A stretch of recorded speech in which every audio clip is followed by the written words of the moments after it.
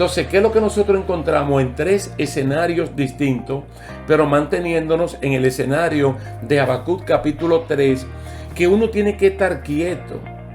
Uno tiene, como dice la definición de estar quieto en hebreo, bajar los brazos, rendirse, porque no somos nosotros el que va a hacer el trabajo, sino el Señor.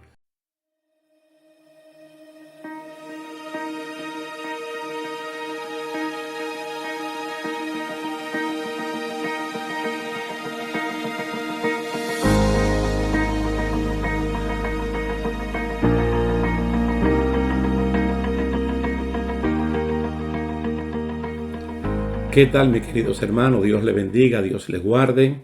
Es un placer estar de nuevo con ustedes para continuar con la serie de estudios bíblicos Entrenados para Vencer. Vamos a hablar en el día de hoy acerca del plan que Dios siempre tiene para con nosotros. Como toda nuestra vida es una vida de entrenamiento, y un entrenamiento que también se va poniendo en práctica en la medida que vamos viviendo la vida y que vamos haciendo el ministerio que Dios nos ha encomendado, siempre es bueno saber que Dios siempre tiene un plan. La tarea nuestra como cristianos, como discípulos, como seguidores del Señor, es confiar plenamente en Él, de que a Dios no se le escapa nada, que como dice el Salmo 121, Dios no se adormece, Dios no se duerme, Dios siempre tiene un plan. Vamos a leer en 1 Samuel capítulo 9, los versículos 15 al 19. 1 Samuel 9, 15 al 19. Muy interesante. Cuando Dios escogió a Saúl para ser rey de Israel. Hay un trasfondo muy lindo allí en este pasaje, donde uno ve la limitación humana y lo ilimitado que es Dios. El alcance humano y el alcance de las cosas de Dios. Cómo los planes nuestros se pueden desvanecer porque no tenemos ni tiempo ni recurso para llevarlos a cabo, y cómo los planes de Dios todos se van a cumplir. Vamos a leer entonces este pasaje muy hermoso. Preste atención. 1 Samuel capítulo 9, verso 15 al 19. Y un día antes que Saúl viniese, Jehová había revelado al oído de Samuel diciendo: Mañana a esta misma hora yo enviaré a ti un varón de la tierra de Benjamín, al cual ungirás por príncipe sobre mi pueblo Israel, y salvará a mi pueblo de mano de los filisteos. Porque yo he mirado a mi pueblo por cuanto su clamor ha llegado hasta mí. Y luego que Samuel vio a Saúl, Jehová le dijo: He aquí, este es el varón del cual te hablé. Este gobernará a mi pueblo. Acercándose pues Saúl a Samuel en medio de la puerta, le dijo: Te ruego que me enseñes dónde está la casa del vidente. Y Samuel respondió a Saúl diciendo: Yo soy el vidente. Sube delante de mí al lugar alto y come hoy conmigo, y por la mañana te despacharé y te descubriré todo lo que está en tu corazón. Yo personalmente creo que es de extraordinario valor el saber que Dios siempre tiene un plan. Es decir, así como nosotros vemos todo lo que Dios creó en Génesis capítulo 1, y luego leemos en el Salmo 139 de que Dios tenía las cosas escritas antes de hacerlas. Y luego vemos a Dios supervisando todo lo que Él hizo y evaluando su trabajo. Nos da mucha confianza el saber que justo en el momento que yo estoy hablando con ustedes, entonces sé que Dios tiene un plan. Y los planes de Dios, como Él le dijo a Jeremías, son planes de bien y no de mal. En esta cita de 1 Samuel capítulo 9, hemos leído que Saúl no conocía a Samuel. Que Samuel no conocía a Saúl. Lógicamente Samuel era conocido de oídas en toda la nación, porque él era el profeta, él era el sacerdote, él era el caudillo de ese momento. Entonces es como un presidente, como un rey, que todo el mundo sabe quién es, pero esta persona no conoce a todo el mundo. Mas, sin embargo, Saúl no conoce a Samuel, Samuel no conoce a Saúl, pero Dios los conoce a los dos. Entonces Dios puso su plan en operación partiendo de dos asnas perdidas al papá de Saúl y solucionó el grave problema de no tener rey en Israel. Los problemas, todos los problemas se pueden ver, se pueden medir, se pueden pesar. Y así hay personas que se le pregunta cómo está. Y dice, yo tengo un problema de este tamaño. Yo tengo un problema que pesa tanto. Yo tengo un problema enorme, dice la persona. Resulta que los planes y las soluciones de Dios siempre corren a la par con los problemas que nosotros podemos tener. El único problema, hablando de problemas, es que el problema uno lo ve, lo mide y lo pesa mediante los ojos, mediante el tacto, mediante la vivencia. Pero la solución y los planes de Dios, como son espirituales, no siempre los alcanzamos a ver, a menos que no pongamos los ojos de la fe en operación. Solo se necesita confianza en que Dios siempre tiene un plan. Podemos recordar, justo aquí abriendo un paréntesis, el episodio de las aguas amargas en Mara. Éxodo capítulo 15, versículo 22 al 28. Éxodo 15, 22 al 28 nos dice que Moisés y todo el pueblo llegaron a cierta agua. Ellos estaban sedientos, pero no la pudieron beber porque las aguas eran amargas. ¿Cuál era el problema? Que las aguas eran amargas. ¿Cómo supieron que las aguas eran amargas? Porque ellos la probaron. Ellos tenían sed. Entonces comenzaron a murmurar contra Dios y contra el líder del momento, que es Moisés, pero no vieron la solución. Ellos se concentraron solo en el problema. Y esto es parte del entrenamiento de cada creyente. Entonces los problemas surgen para Dios probar o para entrenarnos si nosotros confiamos o no en Él. Porque muchas veces el ser humano cree y confía en lo que ve, pero no confía en lo que no ve. Y Dios es invisible. Dios no se ve, pero Dios se ve a través de lo que Él ha creado. Y también lo podemos ver, su poder y su grandeza, a través de la fe. Entonces ellos estaban viendo el problema y estaban reaccionando sobre este problema, quejándose contra Dios y acusando a Moisés, pero no estaban viendo la solución. Quiere decir que ellos eran parte del problema. Ahora Moisés, el líder, el siervo de Dios, el hombre que en el estudio de hoy puede representarnos a nosotros, como Saúl también, como Samuel, clamó a Jehová, le oró a Dios, habló con Dios, le planteó a Dios el problema. Porque Moisés sí entendía que Dios siempre tiene un plan, que Dios siempre tiene la solución, no importa el tamaño del problema. Dice allí mismo el pasaje que Dios le mostró un árbol, pero un árbol que estaba allí al lado de donde estaban estas aguas de Mara. Y lo echó en las aguas y las aguas se endulzaron. Entonces la solución estaba allí. Y no vamos a decir que la solución sea el árbol, la solución es Dios, porque Él siempre tiene un plan. Entonces dice la palabra en el verso 25 de ese mismo pasaje de Éxodo capítulo 15, que allí Dios le dio estatutos y ordenanzas y allí los probó. Note la palabra los probó. Aquí yo quiero tomar la palabra de probar como entrenar. Y en este entrenamiento ellos fracasaron. Ellos fracasaron. Ellos no aprobaron. Ellos quedaron reprobados. Fue un fracaso que lógicamente al ver la solución del problema, entonces, como dice el Nuevo Testamento, en la versión Reina Valera del 60, Dios lo que hizo fue amontonar ascuas de fuego sobre sus cabezas. En otra palabra, enrojecerlos de vergüenza, porque pudieron no murmurar, no criticar al líder, sino clamar a Dios. Ahora volvamos de nuevo a 1 Samuel 9. Y vamos a ver los versículos 4 y 5, que al principio no lo leímos. Observemos la trayectoria de Saúl para reunirse con Samuel sin ambos saberlo. Y no olviden esa palabra que un día antes Dios le había hablado al oído de Samuel. Mañana a estas horas yo te voy a presentar el que va a ser el príncipe de mi pueblo. Dice así el versículo 4 y el 5. Y él pasó el monte de Efraín y de allí a la tierra de Salisa, y no las hallaron, buscando las asnas. Pasaron luego por la tierra de Saalín y tampoco. Después pasaron por la tierra de Benjamín y no las encontraron. Escuchen el 5.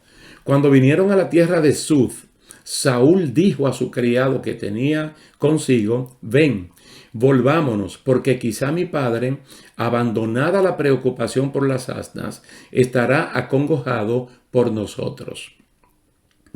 ¿Cuál era la idea de Saúl? Regresar a la casa y olvidarse de las asnas. Pero Dios seguía con su plan. Y tiene sentido lo de Saúl en ese momento, hablando en términos humanos. Ya basta el tiempo que hemos invertido buscando las asnas. Ahora nosotros, que somos de más valor que las asnas, vamos a provocar que nuestro padre o que mi padre se acongoje, que le llegue la pena. Entonces lo mejor es que retornemos. Pero hermano, ese versículo 15, 1 Samuel 9:15. Un día antes que Saúl viniese, Jehová había revelado al oído de Samuel diciendo: mañana a esta misma hora yo enviaré a ti un varón de la tierra de Benjamín, al cual ungirás por príncipe sobre mi pueblo Israel, y salvará mi pueblo de mano de los filisteos, porque yo he mirado a mi pueblo por cuanto su clamor ha llegado hasta mí. Noten esta palabra, Dios revela al oído de Samuel.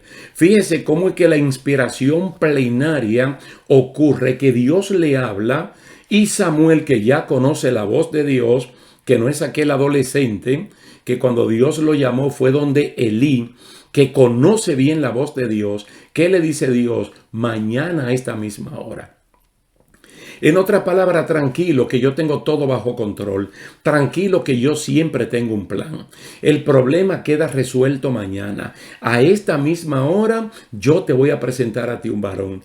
Mientras Dios está hablando con Samuel, el Dios omnisciente, el Dios omnipresente, está mirando a Saúl y está mirando al ayudante de Saúl, que se van a ir acercando. Entonces le está trazando la ruta, esa mano divina guiando a este hombre para este encuentro. Entonces sigue diciendo que Samuel vio a Saúl y le preguntó. Como Saúl no sabe quién es Samuel, al mismo Samuel le pregunta: yo te pido que me digas dónde que vive el vidente. ¿Dónde que vive el vidente? Sin saber que es Samuel. Entonces el mismo Samuel le dice: yo soy el vidente. Yo soy el vidente. Todo esto son evidencias, número uno, de que Dios mismo confirma que Saúl es el enviado. Número dos, Dios confirma que Saúl no sabía quién era Samuel. Dios confirma que Samuel no conocía a Saúl. No lo conocía. Y no solamente eso, sino que Samuel le dice a Saúl que las asnas ya habían aparecido. Dice que Samuel, tomando una redoma de aceite, la derramó sobre la cabeza de Saúl y lo besó y le dijo: ¿no te ha ungido Jehová por príncipe sobre tu pueblo Israel? Todo esto está en el capítulo 10, versículo 1. Capítulo 10, versículo 1. Yo creo que hay muchísimos ejemplos, muchísimos casos en todas las escrituras que demuestran que Dios siempre tiene un plan. Mi hermano, y nuestro Dios, que siempre tiene un plan, Dios se revela, Él mismo se revela por mutuo propio en las escrituras trabajando. Génesis capítulo 1 vemos a Dios hablando en su trabajo. Nosotros vemos la Santísima Trinidad en comunidad planeando todo lo que se va a hacer, haciéndolo, evaluándolo y dándole el visto bueno a lo que se ha hecho. Es decir, Dios siempre tiene un plan, Dios siempre está trabajando. En Juan capítulo 15, claramente Jesús presentó a su Padre como un labrador. Se presentó él a sí mismo como la vid verdadera y presentó a los creyentes como los pámpanos, las ramas que tiene esa vid verdadera. Y vemos a nuestro Padre Celestial que está ocupado. En un momento dado, Cristo también dijo, mi Padre trabaja, yo también trabajo. Dios está ocupado. Por lo tanto, tú no te puedes rendir. No importa la situación que sea. Dios siempre tiene un plan. Y nosotros estamos bajo entrenamiento. Yo le quiero presentar un par de ejemplos aquí del Nuevo Testamento. Y es el caso de Juan el Bautista. Mire, el mismo Juan el Bautista, él dice que él no conocía literalmente a Jesús. Aunque la palabra del Señor por el doctor Lucas nos dice que tanto María, la mamá de Jesús, como Elizabeth, la mamá de Juan el Bautista, eran parientes. No sé si cercanos o lejanos, pero si las madres eran parientes, entonces los hijos de ambas siguen siendo parientes. Pero dice Juan 1:33 y 34, yo no le conocía. Juan dice, yo no le conocía. Pero el que me envió a bautizar con agua, aquel que me dijo, sobre quien veas descender el Espíritu y que permanece sobre él, ese es el que bautiza con el Espíritu Santo. Y el verso 34 dice, y yo le vi, y he dado testimonio de que este es el Hijo de Dios. Entonces, ¿qué es lo que yo quiero decirle con esto? Que Dios siempre tiene un plan. El Señor llama a Juan el Bautista con una misión y parte de la misión de Juan era bautizar a Jesucristo. Era bautizar a Jesucristo. Y hay un momento donde él no lo conoce, pero Dios le da señales para presentárselo y para que sepa sin dudas algunas quién es Jesús. Y está correcto que Juan bautiza en aguas, pero Cristo va a bautizar con el Espíritu Santo, que es un bautismo de mayor envergadura. Entonces podemos ver claramente que Dios sabe resolver todos los problemas, todas las situaciones. A nosotros solo nos basta ser obedientes y también confiar plenamente en Dios. Miren este caso que es narrado en Hechos capítulo 9, versículos 11 al 15. Hechos 9, 11 al 15. Es el caso de Ananías, aquel discípulo que vivía en Damasco, la capital de Siria. Dice la Biblia que Ananías no conocía a Saulo, no lo conocía, pero había oído hablar de él.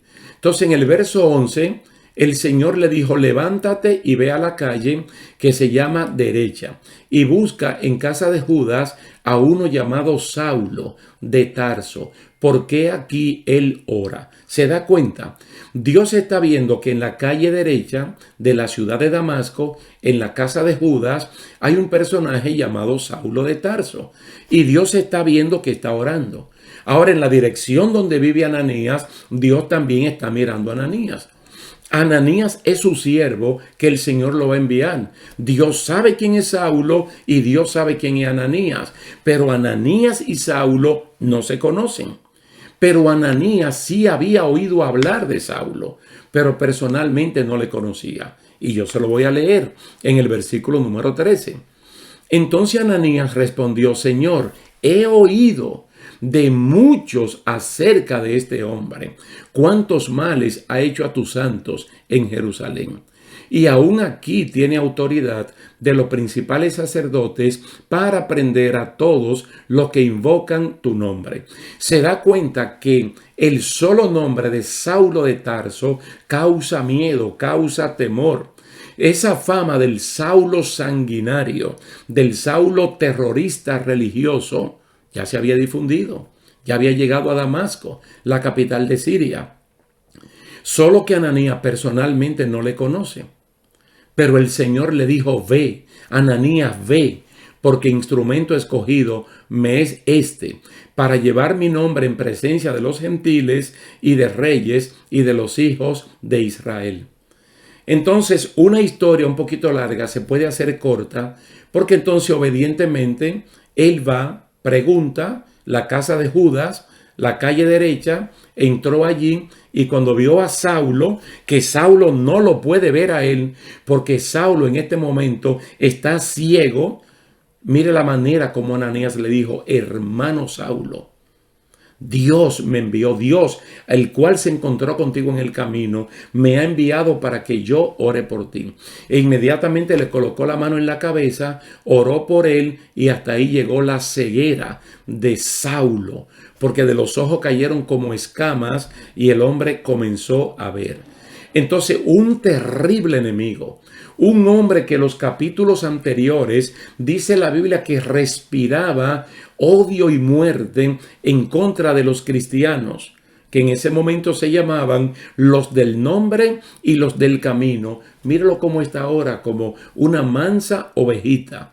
Y a una persona que él intentaba matar sin conocerlo, que era Ananías y el mismo Judas, donde está hospedado, ahora ellos están allí como siervo de Dios para mediar por este hombre.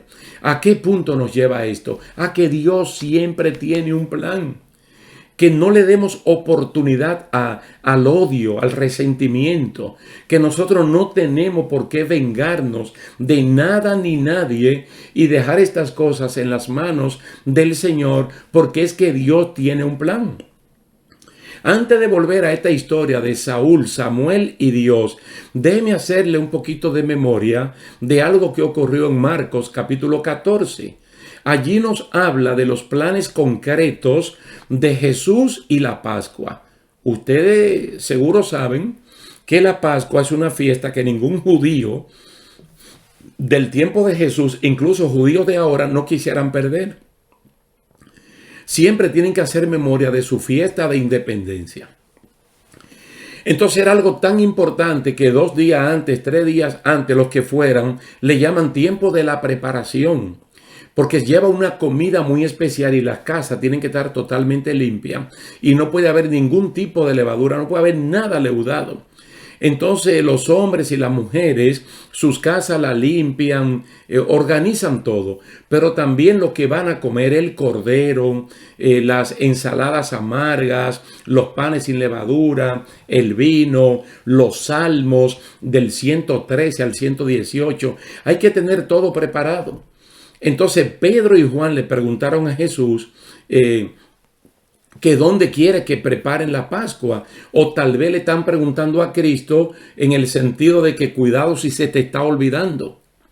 Entonces le dice, no, vayan a la ciudad de Jerusalén, en las afuera de la ciudad, y van a encontrar a un hombre con un cántaro de agua. Sigan a este hombre y donde él llegue pregunten al dueño, ¿dónde está el aposento alto donde voy a comer la Pascua con mis discípulos? Es decir, tal vez Pedro y Juan pensaban que a Jesús eso se le había olvidado.